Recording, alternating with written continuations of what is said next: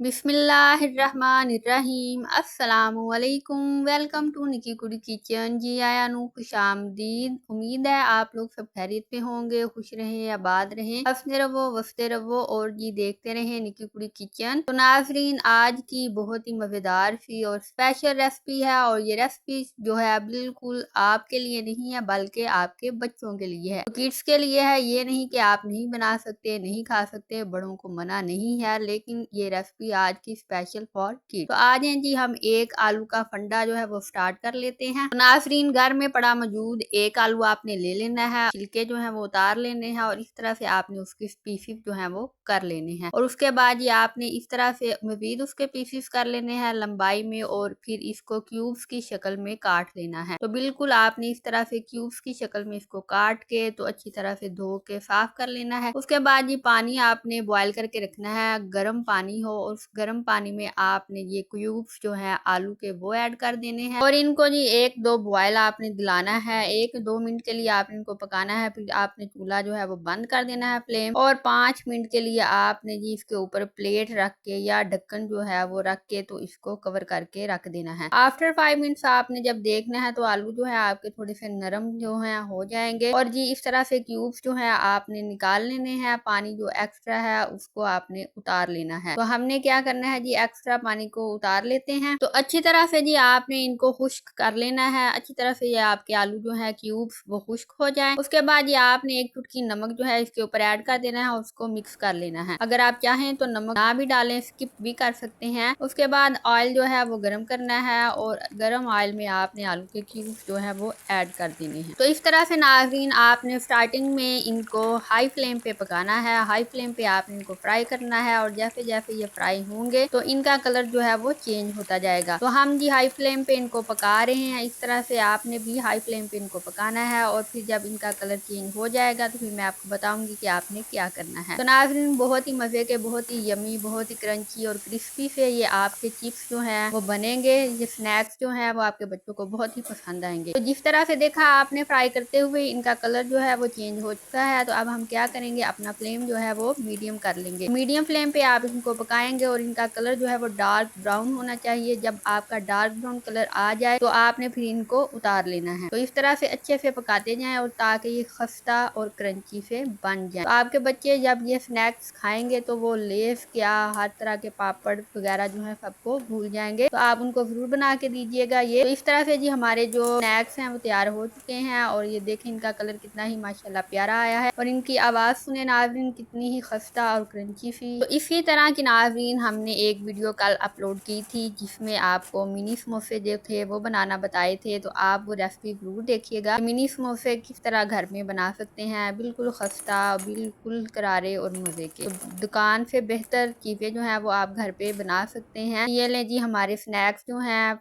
वो तैयार हो चुके हैं। बच्चों के लिए, बड़े भी खाएं, बच्चे भी खाएं, तो आप खूब इंजॉय करें। और अगर नाज़रीन आपको आज की रेसिपी पसंद आई है तो प्लीज़ मेरे चैनल को सब्सक्राइब कर दें, लाइक कर दें और ज़्यादा से ज़्यादा इसको शेयर कर दें। तो आ जाते हैं जी हम वापस, और हमने ऐड कर दिया है इसके ऊपर चाट मसाला और साथ में हम इसके ऊपर डाल देंगे केचप। तो अच्छी तरह से आपने चाट मसाला इस पे ऐड कर दिया और केचप ऐड कर दीजिएगा और फिर इसको मज़े लेके आराम से आप खा सकते हैं, इंजॉय कर सकते हैं। तो जी नाज़रीन, बच्चों को लंच बॉक्स में भी बना के दीजिएगा रेसिपी और मुझे दें इजाज़त। अपना रखें ख्याल। Bye bye.